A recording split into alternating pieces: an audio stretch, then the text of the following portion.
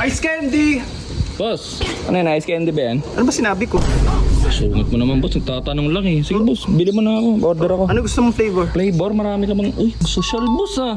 O sige ito, mango na lang, boss. Wala ako nun. Strawberry lang meron ako. Strawberry lang? Ang dami na ito ah. Strawberry nga lang. Oh, Sige, strawberry. Strawberry na lang, sige.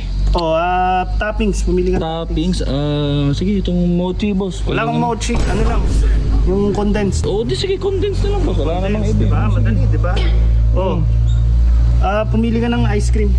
Sige, boss. Ito, favorite ko tong pistachio eh. Yan na lang, boss, pistachio. Wala ako nun. Ang meron lang ako, nun? strawberry, vanilla, tsaka chocolate. Sige, boss, vanilla na lang. Wala rin namang pistachio pala. Vanilla. Name mo na lang para sa order mo. Gilbert. Bagay ng pangalan. Maghintay ka na lang muna dun. Gawin ko lang. Boss, sungit naman na itong boy. Isang ice candy with strawberries, condensed, tsaka vanilla ice cream para kaya Gilbert! Sir, ako yun. Huwag ka na sumigaw, boss. Ako lang naman nandito. Sumisigaw ka pa.